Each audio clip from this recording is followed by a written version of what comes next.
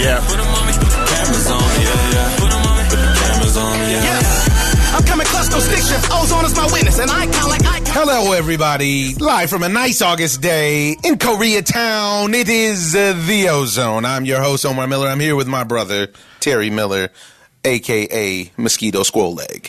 How are you doing? Swole. Yeah? I'm on swole. The rock is in your leg. Literally. Wow. This is unbelievable. I don't know what's going on out here with the vectors, folks, but in Southern California, we're having a serious mosquito issue. Super predators. Because they are super predators. They're part of the 94 crime bill. They are. They need to be banned like assault weapons now. Someone needs to ban them. Oh, man, they're out of hand. Other than that, we're doing well. Been a great week, busy week. Started production on the Unicorn, folks. The Unicorn coming soon for you. Awesome. CBS. Yeah, it's awesome sauce. Having a good time with my family and friends. But we got a lot to cover today. We got football. I watched that Hard Knocks and motivated me to go stretch and work out. Man, I miss practice so much. The guys have so much fun in practice. Stretching is beautiful. I never stretched, so I don't miss that, and that's why I'm all jacked up now. I used to play grab ass in the stretching session. Play grab ass? Yeah, it wasn't serious. Time when most people play grab ass. Yeah. I play on field. Dude, what are you doing? I'm playing grab ass, bro. It was all jokes and fun and games. We got crazy information in the world of basketball, ladies and gentlemen. The Lakers season may be in peril. Wow. Who knows? Who knows? And with baseball, I mean, we're getting close to the time where it's time. It's time. It's almost time. But we want to start off in the world of boxing. A lot of action took place last weekend. I don't even know if you would call him prospect champ. Virgil Ortiz got busy. We got a lot of guys that got busy. But what we did as a unit is we went down to a very important and exciting press conference for what could be, at this point, I see no competition for the card of the year. Definitely the card of the year. I mean, every fight on the card. Going to live up to the fight of the year. Maybe two of them. And we're talking about the PBC fight that's going to come down on pay-per-view on September 28th. And it is headlined by Errol Spence versus Sean Porter, champ versus champ. Somebody's got to leave without a belt. Somebody got to leave without a belt. What if it goes a draw, unless it's a draw? Unless it's a draw. Like that sometimes. But maybe they won't let it get there. I don't think that they will.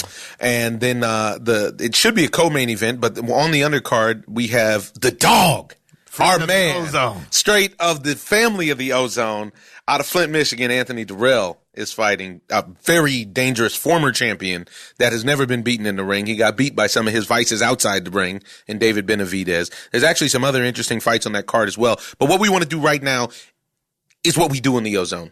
We want to bring you on the inside. We're going to bring you right now into the training camp of Errol Spence. And we're going to have a phone call with his trainer, Derrick James. Yo, what's up?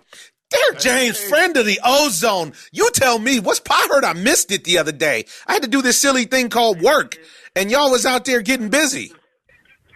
Hey, man, we all got different jobs, but we all trying to get it, man.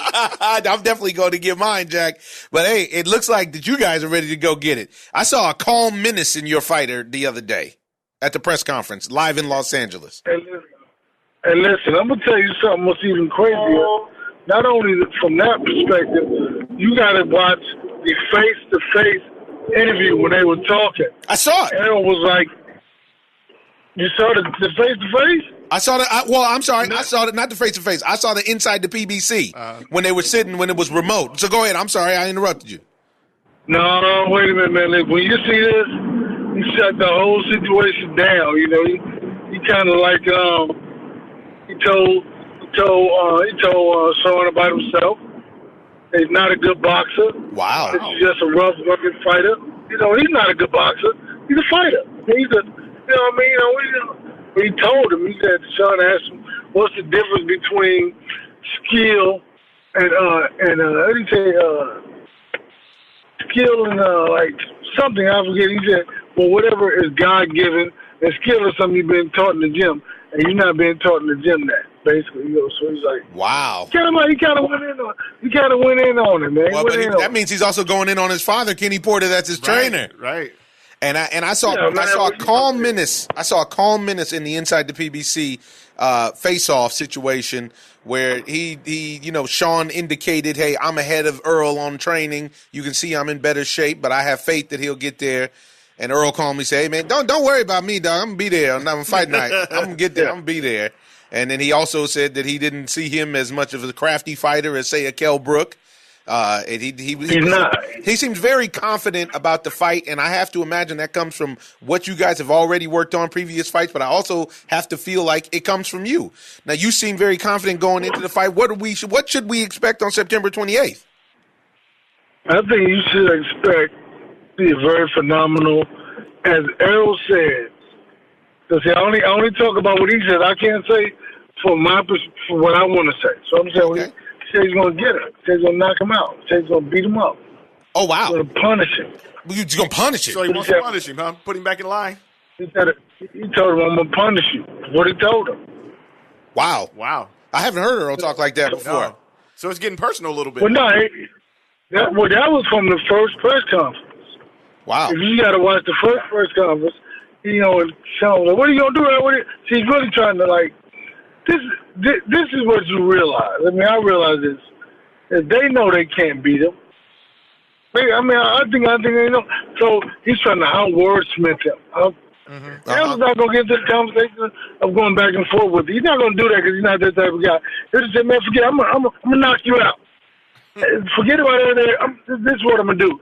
So he's not that guy to go back and forth with you for no reason at all. So, we'll put it like this. You're going to see Errol Spence that you've never seen before. Think about this. Sean Porter barely beat everybody who he just fought. Or he barely lost to him. So that shows you all those guys in the same boat. He barely... Ugas was a questionable decision. Danny Garcia was a questionable decision. Keith Thurman was close, questionable. So it's like he hadn't beat really anybody. Beat him.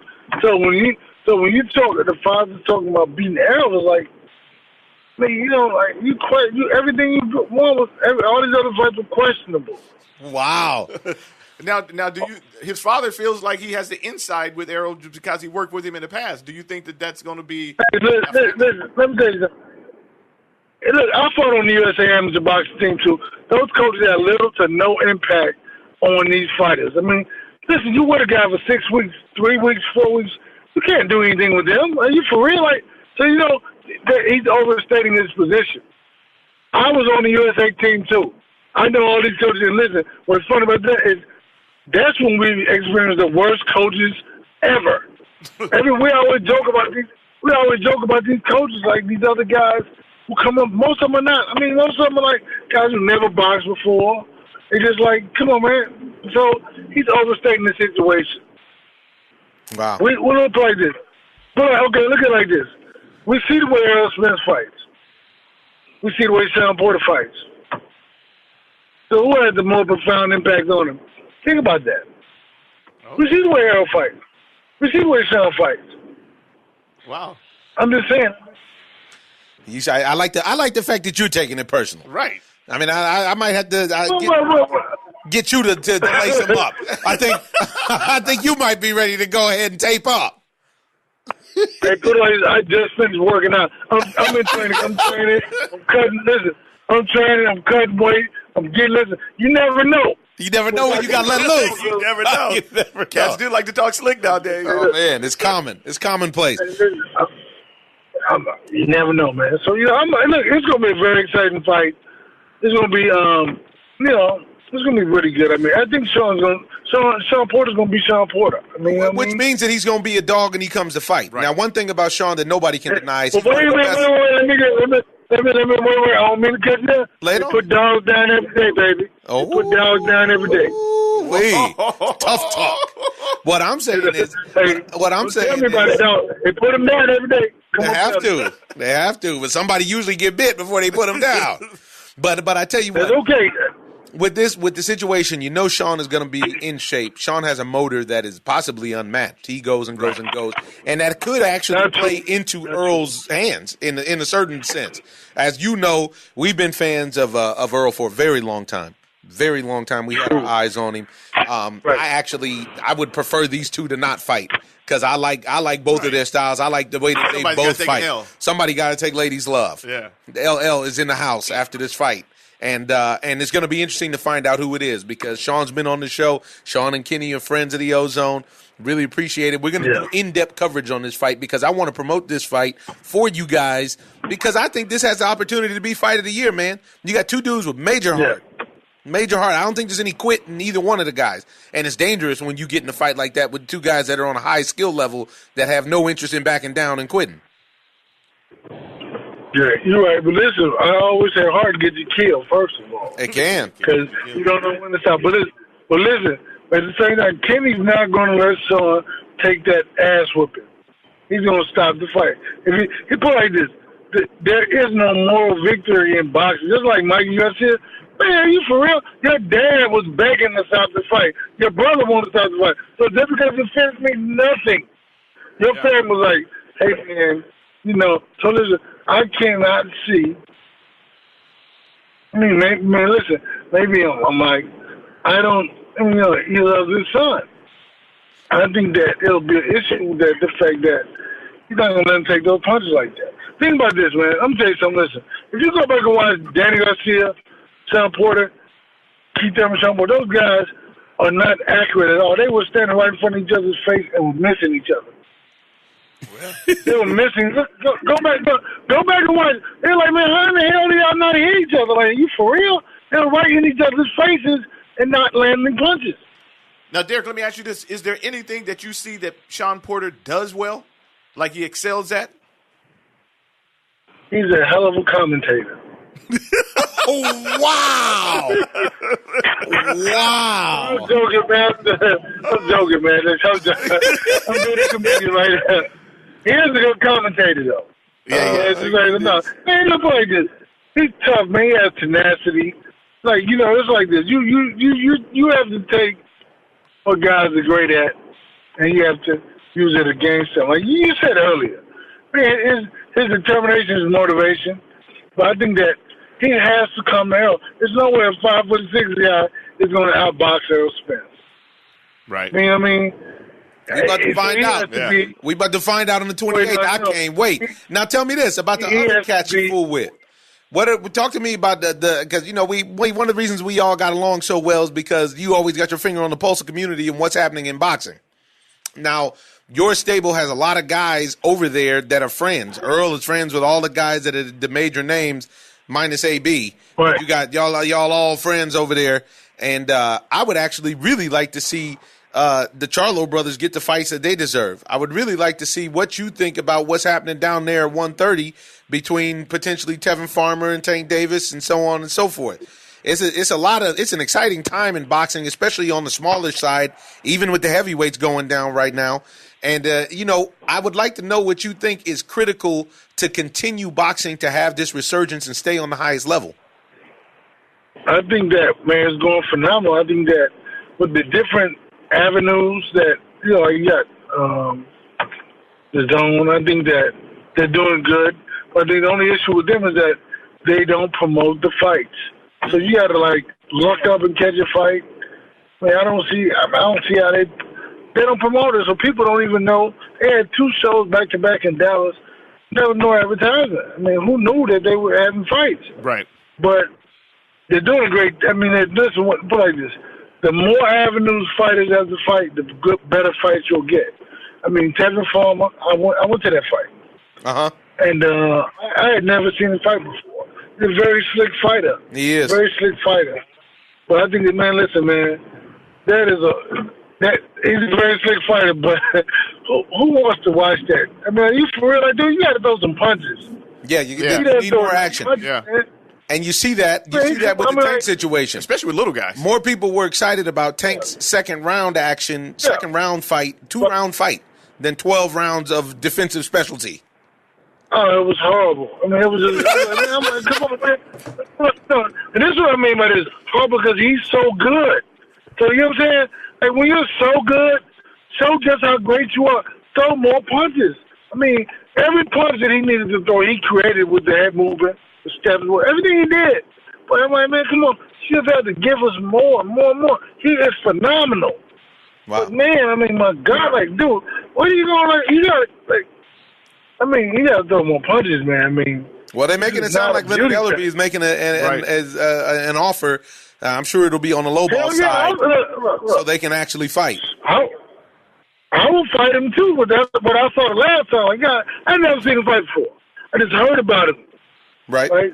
He is great, but he just does not throw punches. Like, what do you like? What's the point of that? What's the point of that head movement? Yep. If you're not going to, see, they booed him too. Well, see, I think he got a little bit caught up because in the RIP period for Pernell Whitaker, and he was putting the extra extra slick, a little extra oil slick on the Pernell grease. Got Pernell through him though, and Pernell also right. Yeah. Right. I mean, yeah, right. I mean, because he reminds you a lot of Pernell. But Pernell might knock you out. You know what I'm saying? Exactly. He got he's going to discourage. See, the defense that he has is so great because it discourages offense from the opposition. Guy feels like you can't hit him, but it should encourage. You just got to throw more punches, man. It's just so hard to watch. All right, I got one last thing for you because we gotta move on. We were sitting around here palling around with you all day. You be the whole podcast, and we gotta save that for when we live. I'll get y'all some time, man. Come on, buddy. No, so check it out. Boxing Rec put out their all-time greats list, and in most boxing fans' eyes, they lost a lot of credibility because at the top of their list they had Floyd Mayweather, followed by number 2 at Manny Pacquiao. I think Muhammad Ali and Sugar Ray Robinson came in about 25, but then they came in like 3 or 4. For real? Yeah. Oh no, you didn't see it. This is it. Let me read it to you. And this is what I wanted to get. This is not in one weight class. This is this is GOAT. Overall all time. This is overall all time. And I mean, Boxing Rec, you guys should be ashamed of yourself. That this shouldn't ever. You lost credibility. You've lost all credibility. Here we go. Starting number 1, they got Floyd Mayweather Jr., Manny Pacquiao, Carlos Monzon, Muhammad Ali, Sugar Ray Robinson, Bernard Hopkins, Joe Louis, Archie Moore, Oscar De La Hoya, Julio Cesar Chavez, Evander Holyfield, Roberto Duran, Marvelous Marvin Hagler, Floyd Patterson, and Ray Leonard are in their top. That's their top 15. So Ray Leonard is number 10. Ray Leonard is number 15. All time. They got Ray Leonard. Yeah, exactly. They got that. I mean, I read the list and I was like, come on, man. I don't know who he paid off for this list. He must have just bought. I don't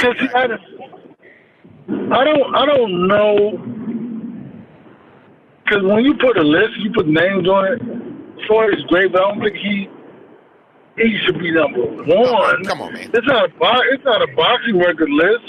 This is the problem. You're talking. Ali had 40 wins or whatever. I think it's 52. Yeah, I mean, so you know what I mean. But on this list, Rocky Marciano is number 18. Yeah, and if you're going just on record, you can't have a guy that's 49-0 as 18. Right. And what about Sugar Ray Robinson? So Rocky Marciano's skill set was like he fought his brother a couple times too. So what can you do? I mean, he was talking slick. You gotta fight who's there. Okay, so clearly you don't agree with the list.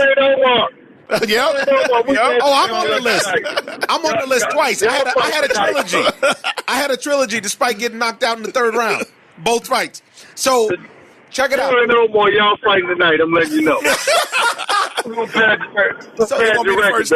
So look though. So this is my question. Clearly the list is bogus. My question is this. Right. This is something that we had a conversation with off air. Who you got? Muhammad Ali or Joe Louis? We just had a conversation. Oh, we talked about that. I think Muhammad Ali's name was just too fast, man. Joe Louis is too slow. That jab was say that just a little bit too long, man. I don't see it. I got the bomber. You know I got the bomber. Plus, I think he was too small for Ali. Well, he's 6'3". Yeah, both of them weighed about the same weight. Both of them weigh about the same weight. About 215, 218. But Ali was like 6'3", 6'4". And Joe's 6'3", 6'4". The matchup is actually nice. Yeah. The only thing, I mean, the clear advantage that Muhammad Ali has is speed, and that was always his advantage. But Joe Louis cuts the ring off, and he cuts the ring off, and the power advantage is overwhelming. Yes. It's not even. It's overwhelming. Yeah, but I still think Ali would have beat him because I'm gonna tell you why. Man, I just think Ali was a better fighter. He was so the speed plays a big factor in everything. Sure does. Enormous, especially for the big guys. Like this. So when you think about like Joe Louis cutting the ring off, man, he was too slow. I mean, Ali was like that jab was like quick. All right, I'm gonna leave you with a quote. We see you with Ali. I think both of us are with the Bomber. And it also depends. We talking peak versus. We don't agree all the time. We talking peak. We talking peak versus peak. And I'm going to leave you just with the quote of my guy on it, because along with what you're saying, Muhammad Ali told Joe Louis to his face that, you know what, the Bum of the Month Club, that's all you ever did was knock out and fight bums. And Joe Louis said, that's right. Yep. And if you were there, you would have been one of them. Ladies and gentlemen, world champion trainer Derrick James. And that's old Joe. That was on the coke that wasn't even sharp. And old Joe had seen enough of his work to be like, oh yeah, I'm not impressed. I know how to get you out of there. I might need 3 rounds. All right, brother. All right, now. G, we love you, man. Thanks for calling in. We talk to you soon. Okay, we'll see you. We're coming down, man. We're going to come down. We're going to come down and record with y'all from there. We're going to do a special segment from you with you guys there. All right. All right, now. Hey, later, brother. Okay, talk to you soon. Yeah. Always a good time to have. The real insight, the real professionals in there, man. What a guy. What a mouse. All right, moving on now. Lot of controversy going on about the Andy Ruiz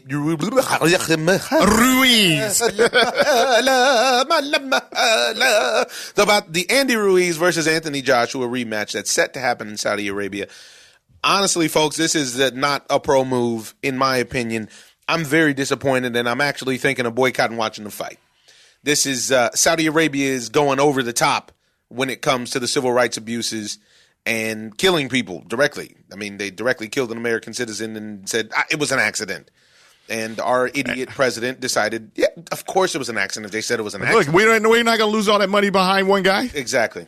So we sold them some guns. We tied some things in. And so they're on a real mega pursuit, Saudi Arabia, to make sure that they can buy their way back into the public's good graces and let Jamal Khashoggi's name die along with his severed, mutilated body. Well, and this is a character flaw that we have as a nation because, a lot of time money, you can pay your way out of anything. Sure is. We're seeing it in the NFL right now. Yeah. Foreshadowing of what we'll talk about on our football segment.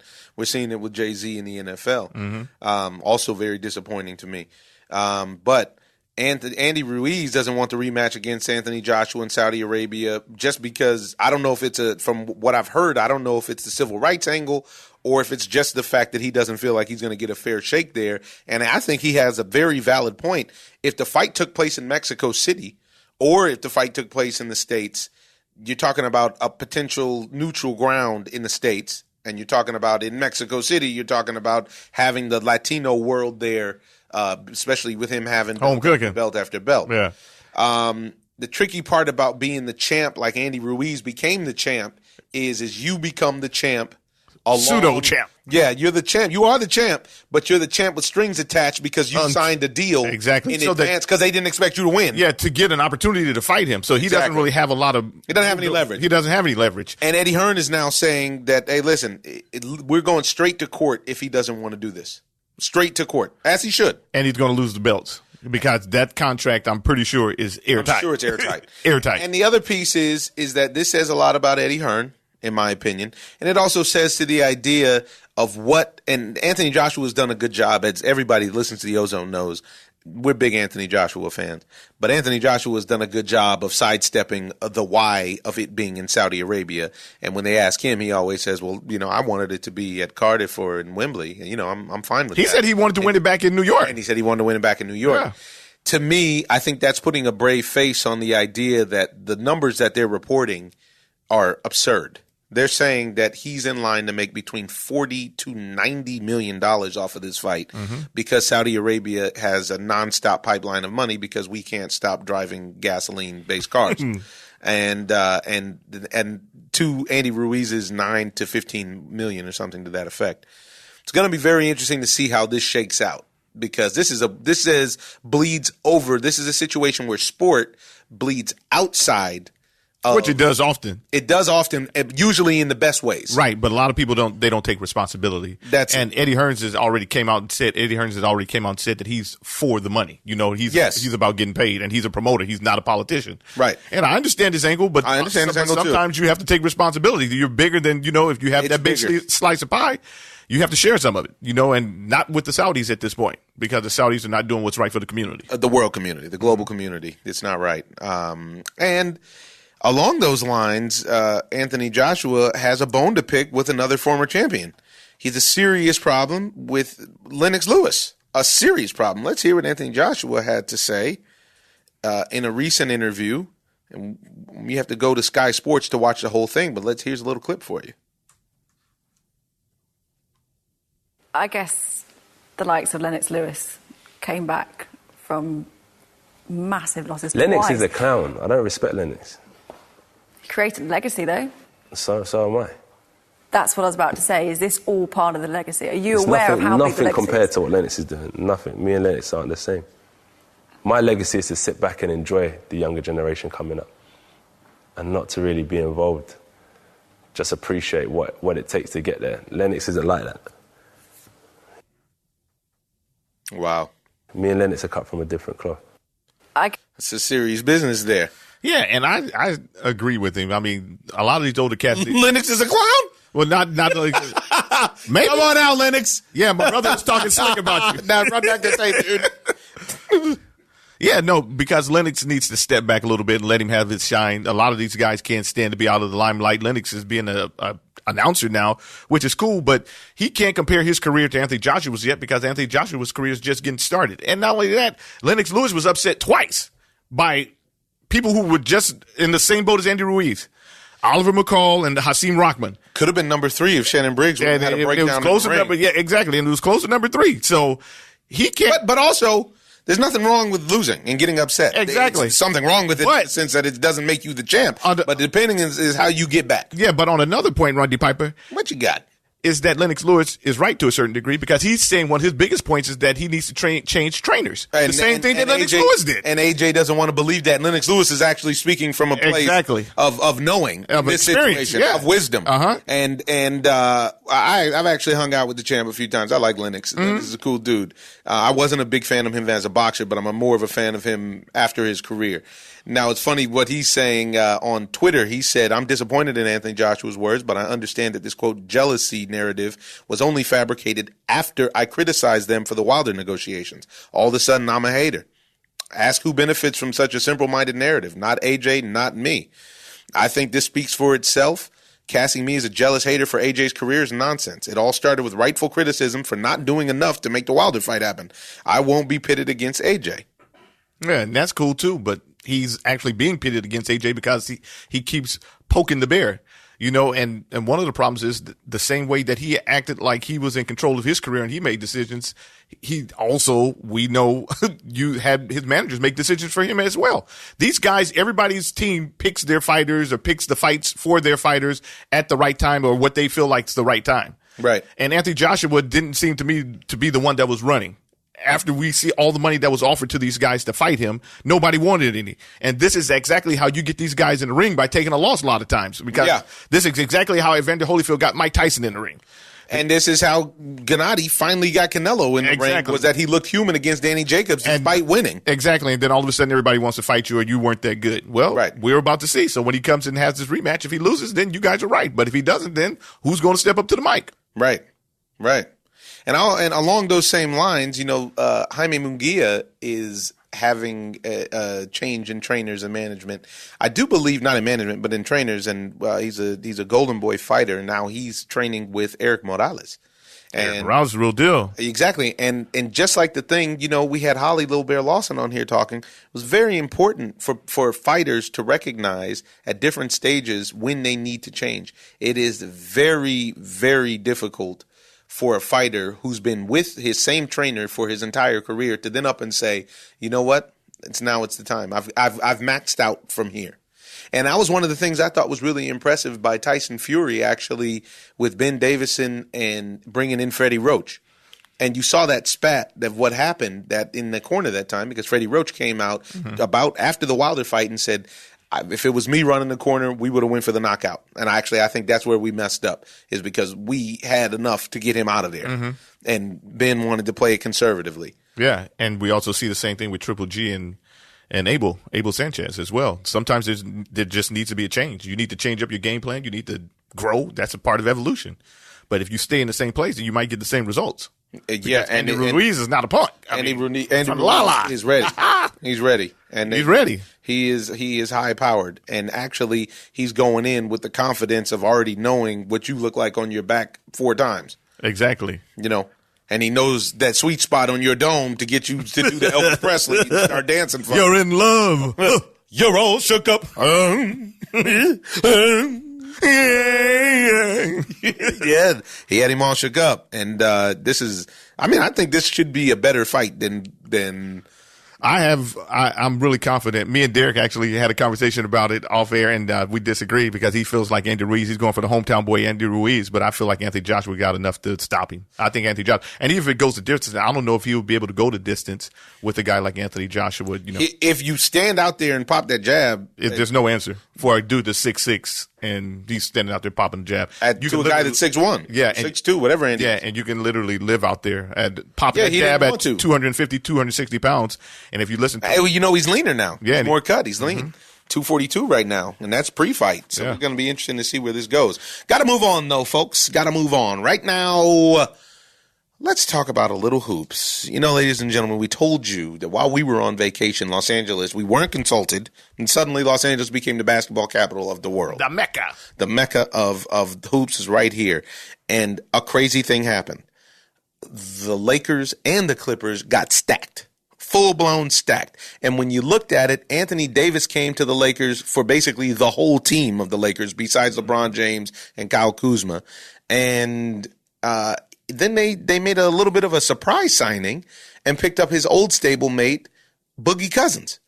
And when asked about that in the press conferences, Anthony Davis actually had a little sly remark and said, yeah, LeBron thinks that he brought us to his team, but actually we just joined up with him.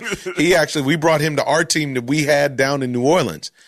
Well, there's trouble in paradise, ladies and gentlemen, because just this morning, the man known as Demarcus Boogie Cousins had a knee-to-knee contact injury that immediately spread like wildfire. He went and he got his MRI, and on the same leg that has the torn quad and the healed up Achilles, he now has a torn ACL. This totally and completely changes the perspective of what the Lakers are going to do this year, in my opinion. And we also have a caller and a family of the Ozone who wants to discuss. I've been called, but I feel like I'm being pranked. You're not being pranked. No. This is a live edition of the Ozone. You've quickly become our basketball consultant. Guru. I have to say, guru. You're the in-house guru. And ladies and gentlemen, we have star of stage and screen, Mr. Jaleel White, live on the Ozone. And I tell you, people respond to you, brother. We wouldn't bring you back if your ratings were low. We would, just because we got love. But you tested well in the demo.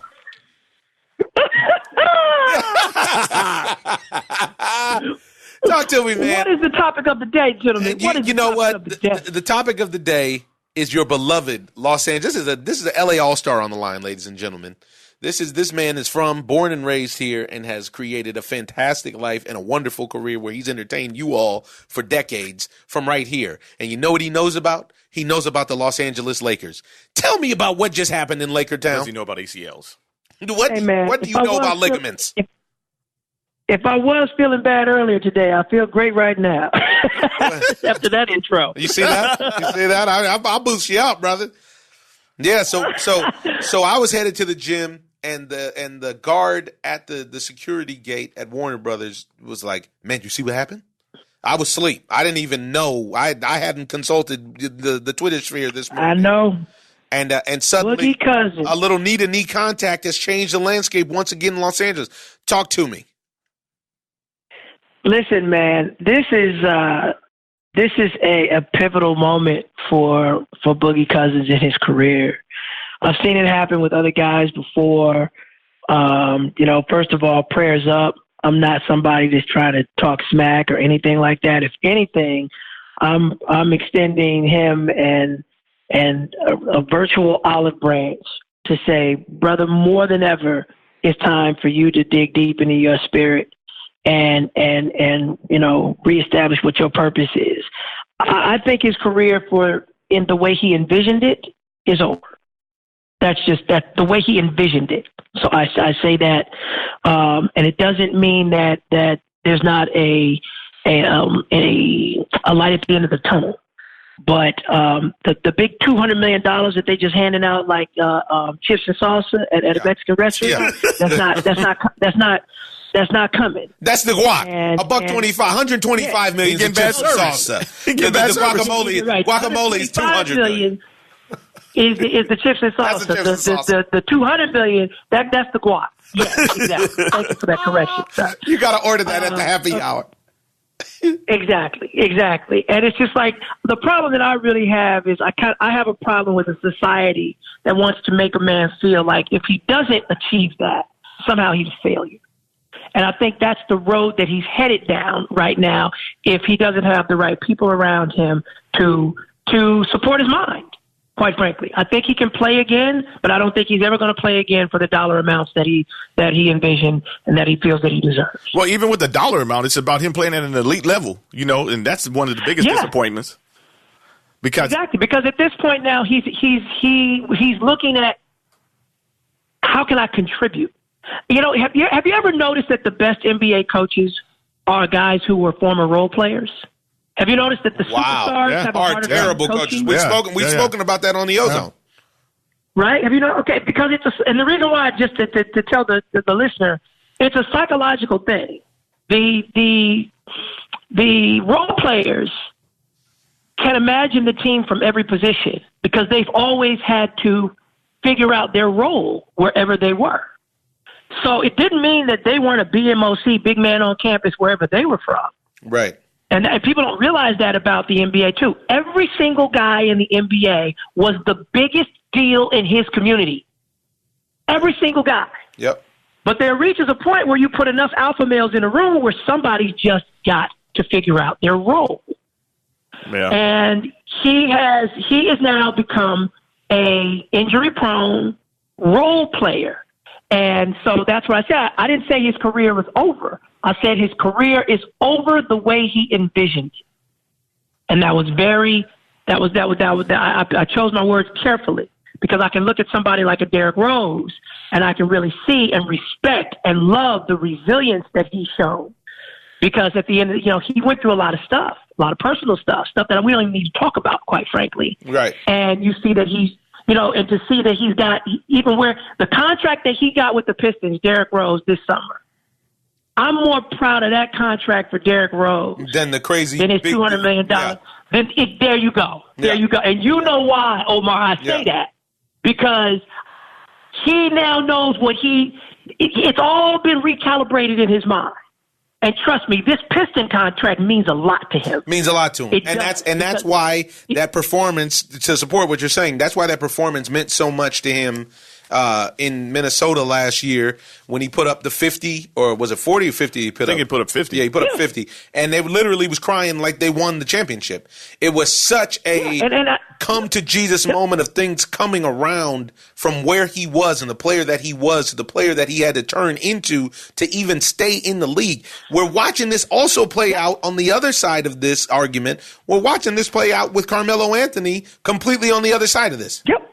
Because he can't take a role. Completely on the other. He can't take a role. He's been too used to being the man. I'm the man. My wife is fine. Yeah. I'm the man. I'm supposed to put the ball in the hole. That's it. This is who I am. I'm Melo. I don't. I guess I feel like I can identify with it a little bit because as a kid I took a role, and I played my role, and I had to do a lot of things to be quite honest. Even though I was technically the man behind the scenes, I had to know my role. Right. And so psychologically, it's just something that I identify with. I've always looked at the Robert Horrys and those kind of people differently because I'm like, hey, without Big Shot Rob, without Ray Allen, certain rings just don't even come through. Right, Dennis Rodman. And so Exactly, and I see those kind of guys, and I'm drawn to them, and I feel like they're relatable characters. So if more than ever, I would love to see the Boogie Cousins reality show now, because this a new chapter is beginning, and it can be a very positive chapter. It can be a very inspiring chapter. I think there can be there's room for an attitude adjustment. To be quite honest, I think there's certain things I see. I don't know him personally, so I don't ever want to be like, man, the dude was talking smack. No. I'm saying, brother, I've known a lot of people before you. I've known a lot of Grant Hills and Penny Hardaways, and injuries are a part of the game, and they have now injected themselves into his life and to a major degree. And I don't want to see him crumble. I don't. I just know that, and it's very possible. Well, it's a definite test of character. This is a huge test of character. And it's just like you said, it's monumental. It's monumental. The people that are around him are going to have such a giant impact on this, because you're talking about a guy who for the last, I would say, 4 years is the most dominant center in basketball, right, until last year when he hurt his Achilles. And that he got hurt going into the playoffs. He had dominated all year then. Even this last basketball season, in a season that he played for league veteran minimum, and that he was coming off of an Achilles injury, plus then tore a quad. I just looked at his numbers. My man still put up 16 and 8. And that's a 30 to 40% Boogie of what he was. But you notice something I noticed about Boogie when he plays, though, is Boogie can play mad sometimes. And I think that's something that maybe he tapped into to get better performances out of himself when he was younger. But I noticed that whenever he played mad in the playoffs, especially like Game 5 or certain circumstances, it would really be a detriment to the team, and he couldn't match that. He could force. And I don't agree, though, because that's part of his game, and that's the way that he played. So when he came in there angry, when they had benched him a little bit, and he came out there with force, with attitude and anger, and it helped him to propel. But the problem is that Boogie has established this standard that he has a bad attitude, so the league doesn't accept it. So the refs look at him a different way. There's that, but let me throw this at that. I actually agree with both of you guys. And you're right. That last piece that you're saying, I think is right, Terry. But I also think that a key component is what Jaleel said earlier. He cultivated something where he tapped into this angry Boogie character to then in turn drive his game, right? Which he was fine with the repercussions of that with the league, coming to your point, Terry. Here's where I interject and say the problem is he continued that in the finals last year, as we saw, which I was amazed that he came back so quickly from the torn quad, to varying degrees of success. Because there was one game when he came back and he dominated. Looked terrible. And then the next game, remember when I think it was Clay got hurt or Steph got hurt, something, he came back and he dominated. Then he came back the next game and tried to play the mean guy, and he had 5 or 6 turnovers right off the bat. And the reason being is that wasn't any longer supported by his body. You can do that when your body allows you to turn it on and off because you're the man. He's literally the alpha male out there. Yeah, but I also felt like he thought that he was going to be playing a different role than what they had in play at that point. And so mentally he wasn't there. To me, I don't think I don't get the feeling that Steve Kerr is, blow smoke. I don't think. No, but Kevin Looney was hurt. So Kevin Looney was hurt, and then Boogie was like the backup of Kevin Looney. But then Boogie didn't even get to start after Kevin Looney got hurt. Yeah, but Boogie was supposed to be still rehabbing basically from the Achilles. They brought him back, and they brought him back early to rehab. You're making our point for us, Terry. Yeah, exactly. I'm like, is that when you are a role player, your role changes from moment to moment. Game to game, week to week, month to month, your role will change, and you have to adjust. Right. When you're Kobe Bryant, it doesn't change.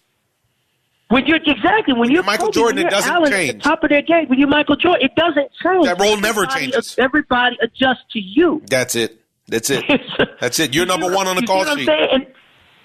So I hear guys saying, "I love the game so much." I don't.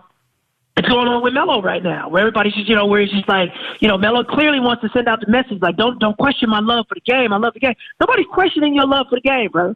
We know that you obviously love the game in order to nobody questioning that.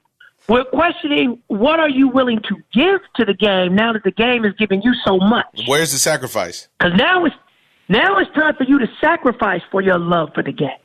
Well, and that part hasn't been seen out of anybody yet. Yeah, but this is a part of life and the game and everything else. It comes a time in life where you have to eat the slice of humble pie, and most of them don't want to eat it. No, because they've been the big man on campus their entire lives. Yeah.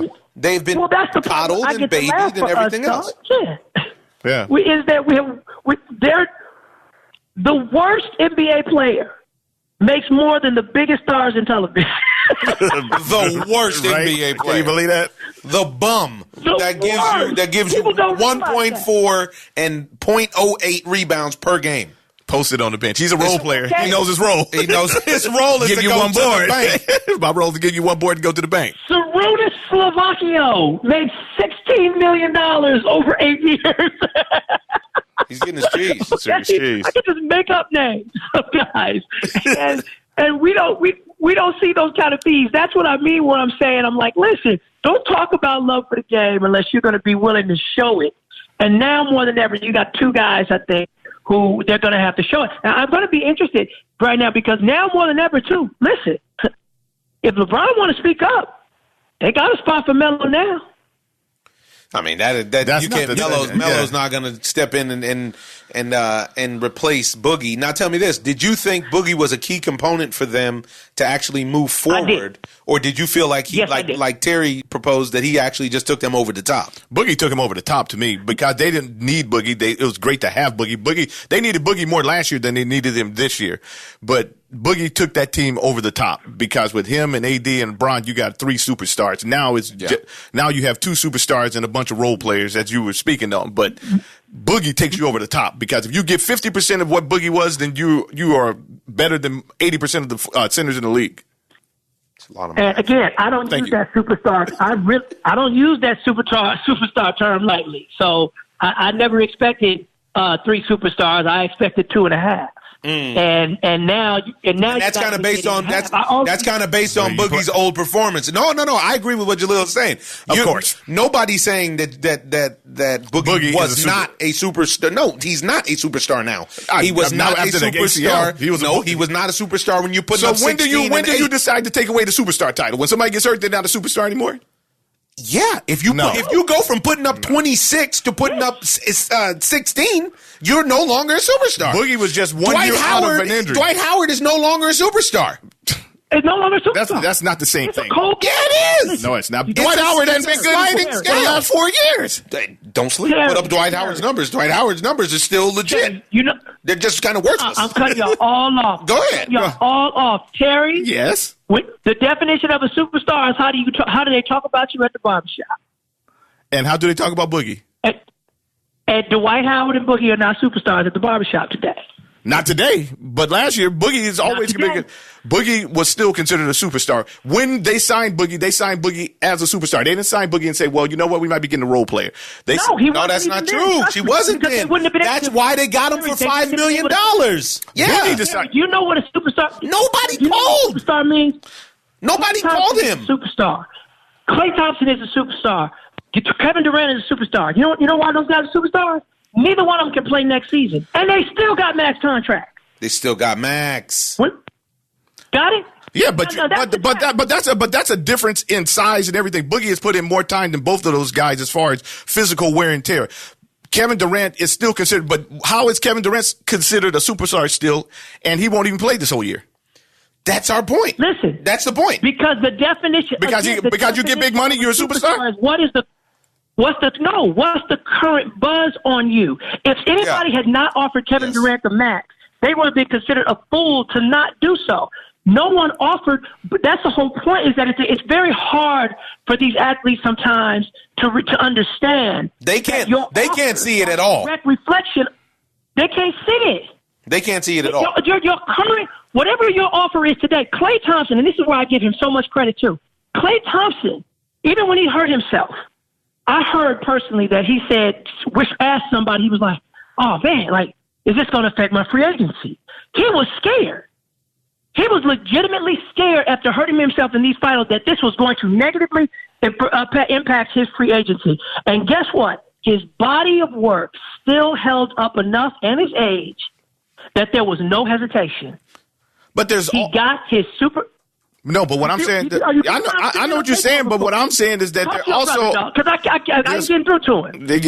Don't worry, This is the superstar thing is probably the first Ozone argument we ever had because he said Drew Holiday was a superstar. He said all kind of guys he had on the list. Victor Oladipo. Drew Holiday's a star, but he's not a superstar. No, we're talking about 3 years ago. So this is we're talking even before this version of where we are now.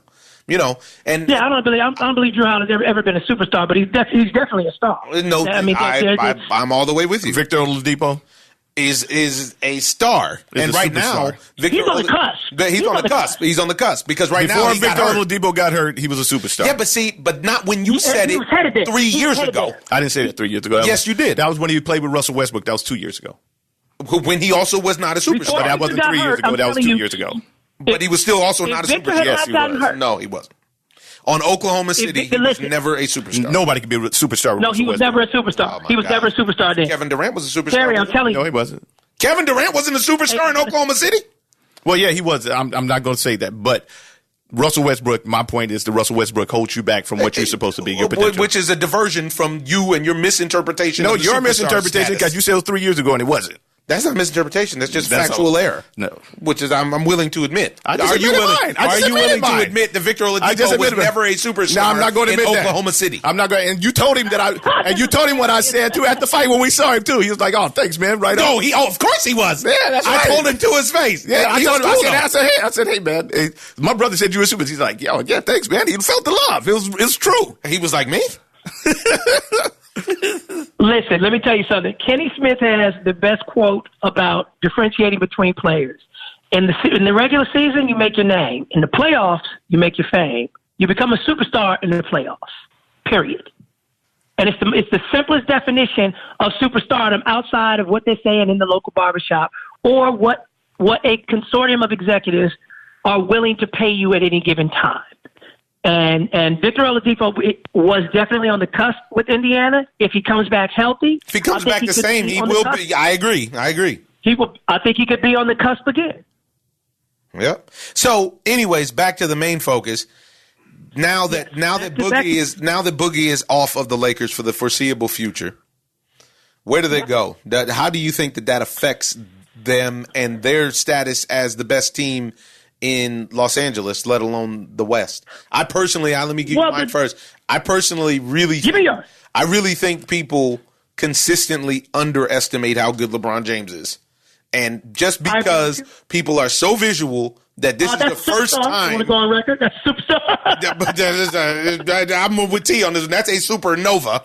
Yeah. So this is the first time we have never. This is the first time we haven't seen LeBron James in the playoffs in so long. Like the GDP has changed, interest rates are different. Like everything is different. Donald Trump's president, except for minimum wage for the average worker. Everything else is different.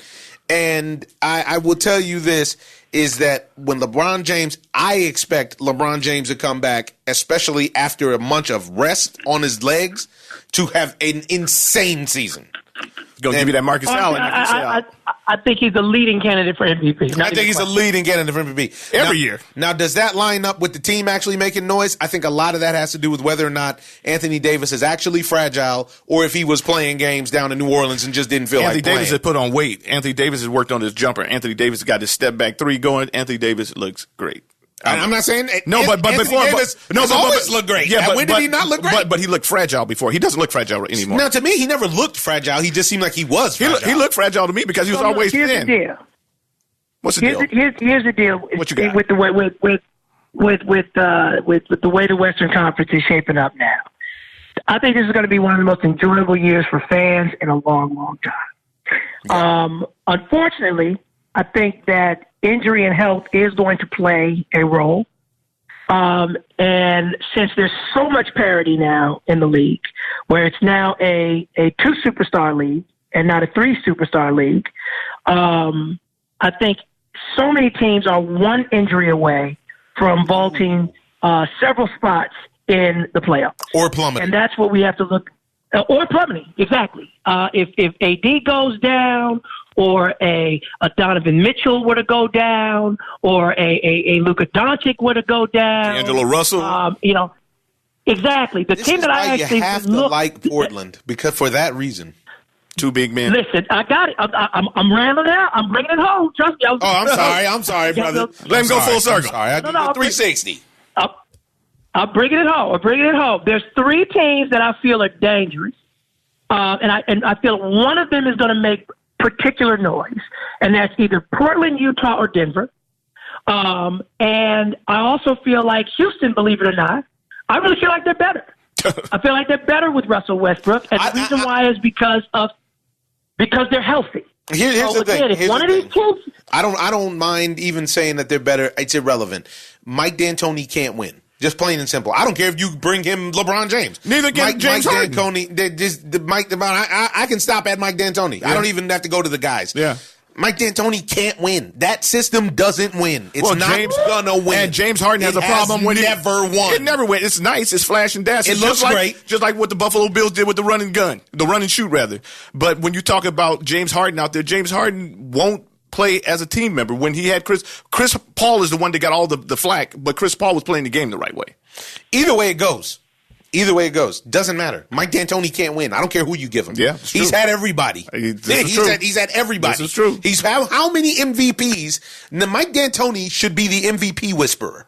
Because Mike D'Antoni will make you an MVP. That's what he can do. He will make Steve Nash an MVP. He'll have James Harden as the MVP. I believe when they were in New York, Amari Stoudemire was like on the verge of being the MVP. He's great at having individuals get individual shots. But that style gets shut down in the playoffs. That style is dead in the playoffs. Absolutely dead and stinking.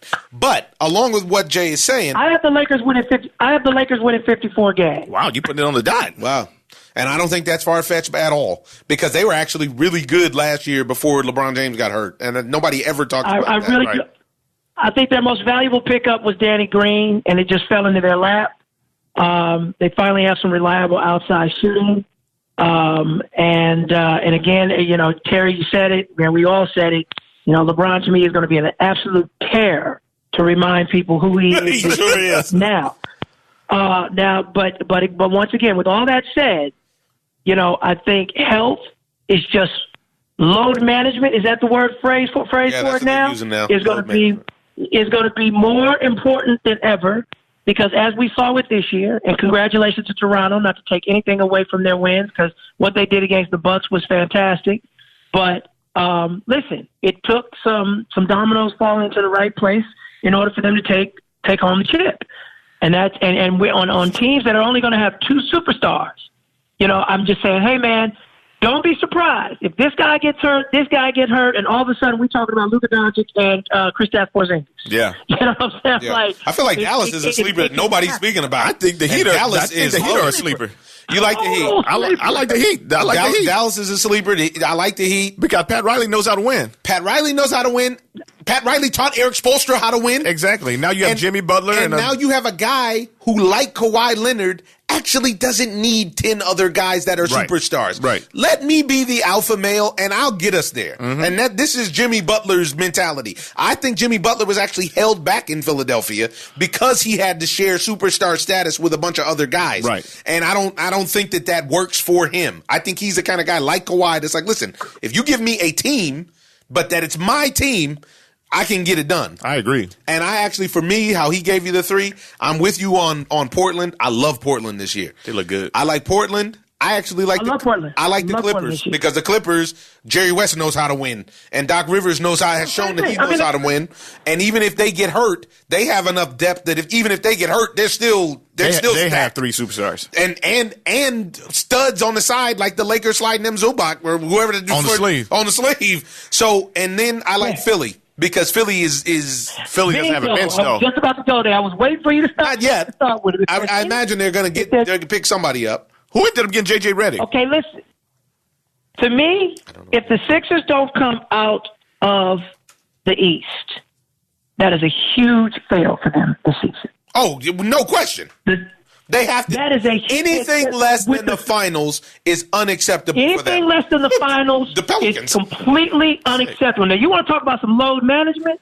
I don't want to hear nothing. If Embiid got to take off every third game, I don't care what it is. I agree. Get that man to the playoffs. I agree, and let him dominate. Because listen, Kawhi was one missed shot in the corner away from sending them on. And they are now poised to take that next step because I think a lot of that has to do with Ben Simmons not doing his job, playing defense in that play. And not only that, Embiid doesn't play his position the right way in those situations because he's a big man that's out there shooting threes, and you need him in the post. Exactly, wildin'. But he is wildin' out. But either way it goes, it's effective. Joel Embiid, if you put him in a position to succeed. Now, here's the problem I have with them. I believe Brett Brown may be Mike D'Antoni Jr. I don't think Brett Brown. Distant relative. Distant relative. Maybe second we cousin. Look on the family tree. You'll find him. Okay. Brett Brown. Oh, look at that. I didn't know we were related. Leona Brown actually got together with Roberto D'Antoni years ago. And I think that this is how it may shake out for them not being able to get it done. But Jay, we gotta go. We got some more stuff to cover. Thank you so much for calling in, Guru. You got anything that you want to speak about on the last minute? Hey man, listen, I can't wait for the season. I just I wish I could say something more intelligent about it, but I think you covered all the bases, brother. Happy to be back. There it is. The family of the OZONE, Jaleel White, ladies and gentlemen. You can follow him and find him on social media at Jaleel White. Peace. Late. Peace. That was nice. Nice. Make it twice. Moving on. Let's go to football real quick because we got a lot to cover. And actually, I'm going to go light on baseball this week, folks. But because we got a lot to cover.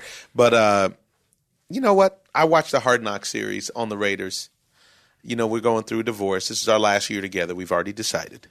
And but man, that Hard Knock series, geez Louise, it really makes me want to go practice. I miss practice so much. You have so much fun in sports practice. The higher level sports practice is so cool. And it's a trip, too, because to watch the coaching, because John Gruden is out there, and, you know, he's more on the younger guys. Mm-hmm. But he's out there, like, with the superstars, like. Is he giving you the Chucky? Nonstop. He's out there like, you know what you're supposed to be doing. It's more of a casual conversation more so than a coaching. Right. When he talks to Derek Carr and Antonio Brown and stuff like that. What can he talk to them? And then he totally and completely chews out rookie idiots who almost roll on Derek Carr's leg despite him wearing a red jersey in a non-contact practice with no pads and in shorts. And he literally just walked out at one point and he said, all right, look, we're going to stop practice and just do walkthroughs if you idiots can't figure out to not roll on the quarterback's leg. Bottom line. Bottom line. I'm not ruining the season. Because you can't control yourself. Just because you're out of control. And it's great. It's great. And one of the things that they did well, because that show is so well produced by HBO and Marty Coleman and those guys, is, you know, they covered Antonio Brown and the saga, the story, the drama of Antonio Brown. Not just that, the feet saga, the helmet, just him as a player and as an entity, as a star, what that brings. Yeah, the dude is a walking, dynamo. The dude literally does everything right as far as playing football. He does everything right on the football field. He got his foot frostbitten from getting prepared for the season. If you watch his training online or whatever. It's insane. It's insane. He probably right there with LeBron as far as conditioning and keeping his body in shape.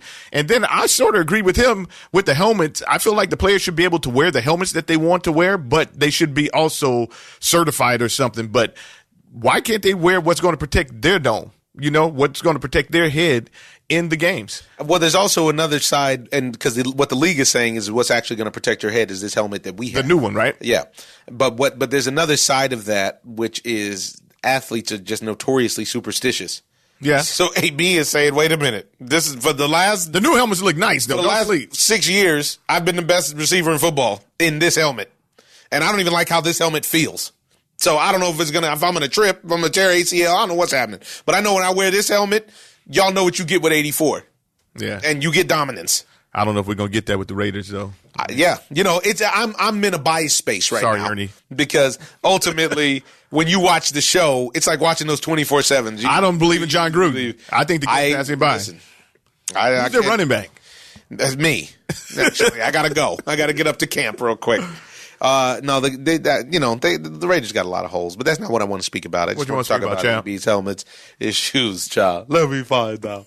I want to talk about Dak Prescott and the amazing $40 million contract. Wow. What would you like to discuss about that? Why he would ask for 40? He had shown that he's worth that much? Dak, with a straight face, turned down $30 million. It's big of him. I don't even care if he wants $30,500,000.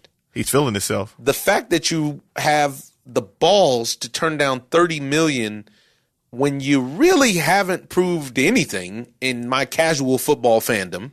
I'm not mad at Dak, but I don't think that he's the big ass. I don't think he's the key component that makes that. He's not the oil that makes the Cowboy engine run. It has been proven when Ezekiel is not in the game, and he shows it to you. Yeah. That fella 21 got to eat. Yeah, and if honestly, if I'm behind center or anybody else is behind center when 21 is acting a complete fool, it'll make everybody look good. And make everybody's job simpler, too. Even the defense, because the defense doesn't have to be on the field because Ezekiel Elliott is running the ball down your throat. He's eating. And he's killing clock. He's killing the clock. And he's got the defense staying on the field for 6 to 7 yards. And falling forward every single play. 7 minutes. Come on, man. I think Dak, he's feeling himself a little too much right now. I'd love for him to get his cheese, but I don't think that he can quantify that at this point. I agree. I don't think it's the right. I don't think it's the right move. He hasn't shown. I mean, how many playoff games have they won since he's been in? Maybe behind 2, maybe 1. I don't know. I'm not. Whatever it is, it's not really. Yeah. But also, maybe he wants that kind of money because he takes the pressure in Dallas. Because I hear a lot of grumblings about him not living up to his contract that he's playing for now or with now. So maybe a lot of people are, maybe he feels like if you're going to run me down, I might as well get the most out of it. Right. I don't know. $40 million is a lot of money to turn down. 30 is a lot to turn down. Yeah. And they offered him 30. Yeah, that's what I'm saying. I thought it sounded like you just said 40 is a lot to turn down. Yeah. 30 is a lot to turn down. Forget about it. These numbers are insane.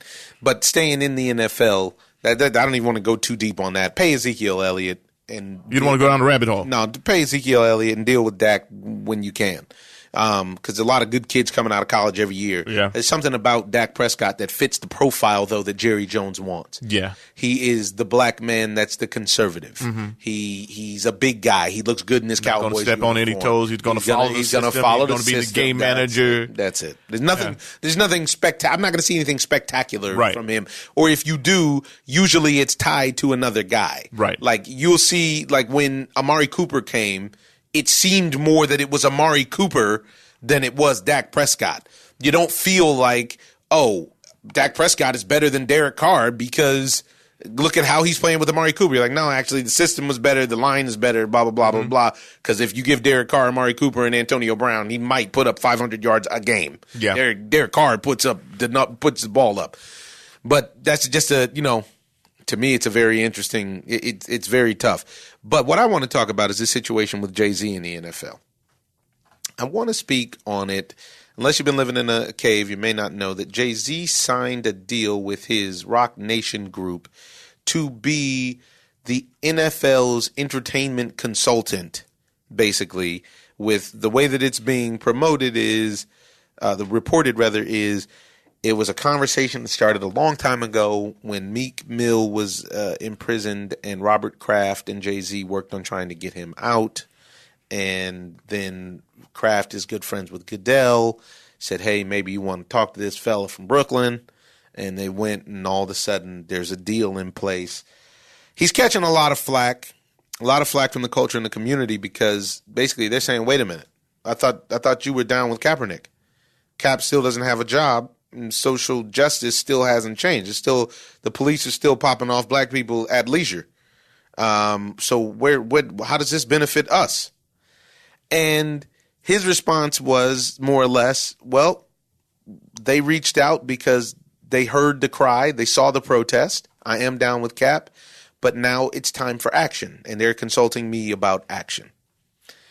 I'm going to go out there and say it, to me, it seems like a selfish play. No question. It seems like a real Uncle Tom play where you use your capital, and this isn't anywhere near the first time it's happened with him, because he's praised for his business acumen, and he's done it to the tune of several big money deals and big bucks.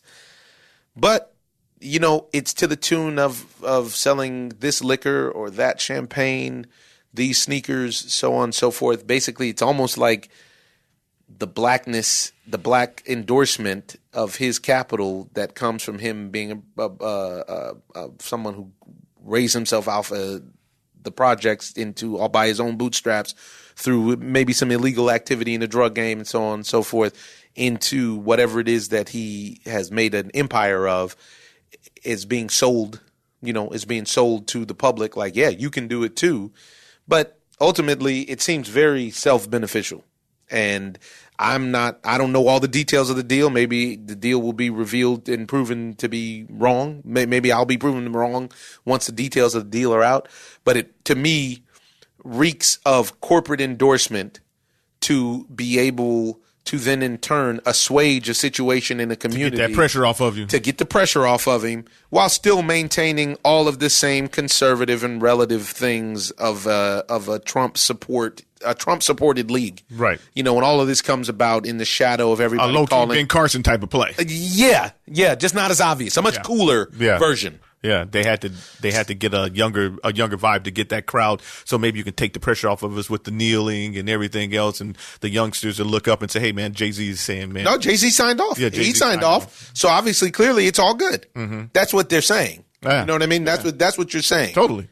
And you're saying that in the context of still all of the owners, not all of the owners.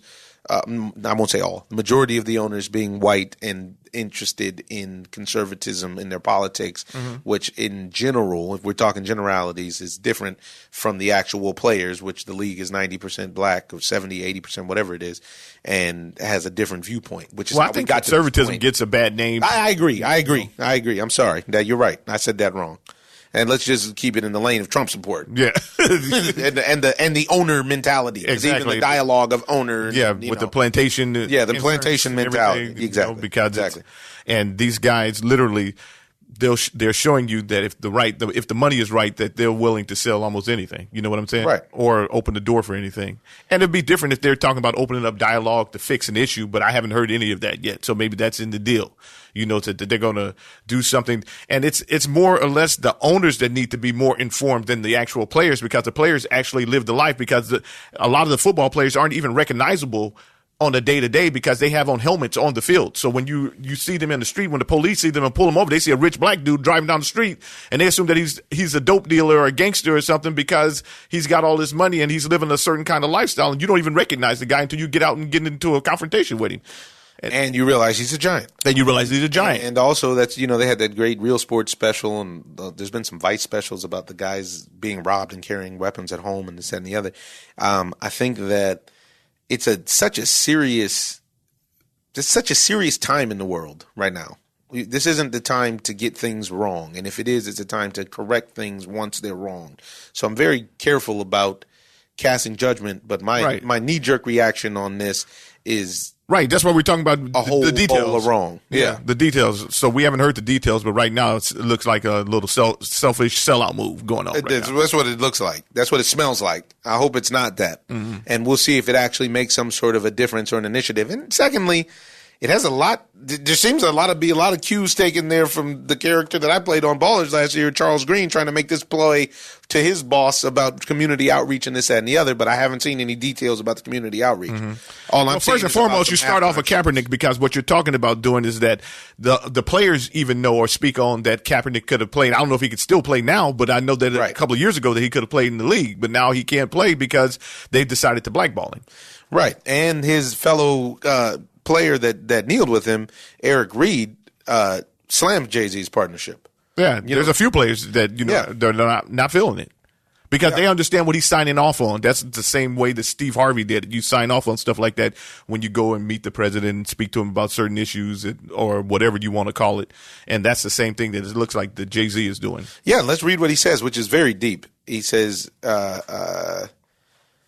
Jay-Z doesn't need the NFL's help to address social injustices. It was a money move for him in his business. The NFL gets to hide behind his black face to try to cover up blackballing Colin.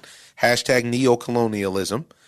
And Jay-Z said in his speech when he's yucking it up with Roger Goodell, everybody knows I agree with what you're saying in Kaepernick's underlying message, so what are we going to do? Help millions and millions of people, or we get stuck in Colin not having a job?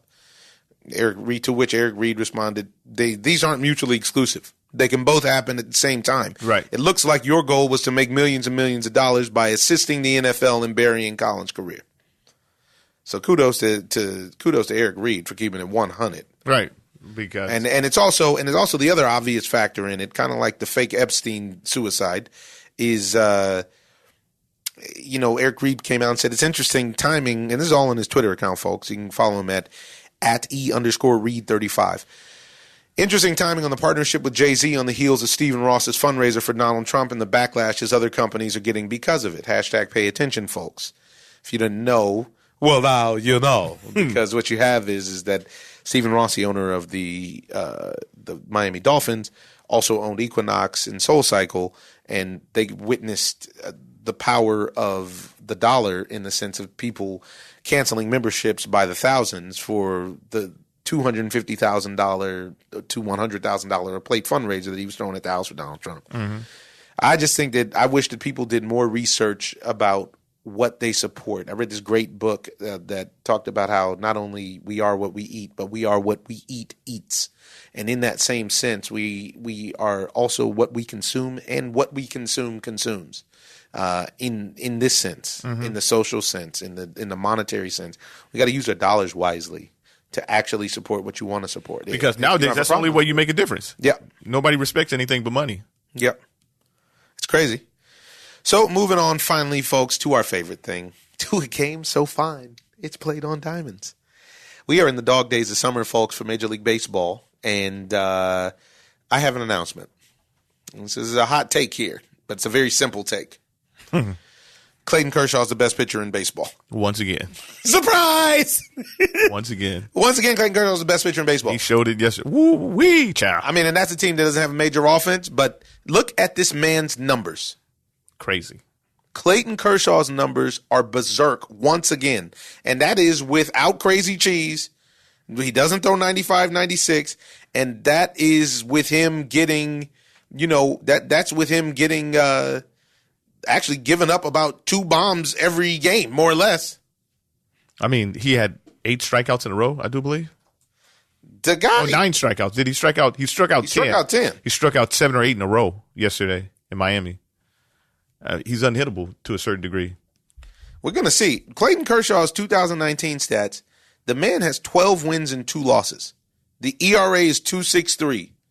He's pitched 137 innings and struck out 141 guys. What do you want from Clayton Kershaw? In real life, what are we saying here?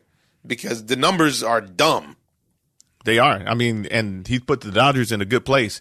Now he's still the leader of the team. Yeah, he's still the leader of the team. Now, who do you start in the playoff? Do you start Buehler or Kershaw? Buehler got dug out today. I start Hyun-Jin because Hyun-Jin is the only other guy I can think of that may be a better pitcher than Clayton Kershaw. Right. So Hyun-Jin pitches to contact though. Yeah. Clayton Kershaw.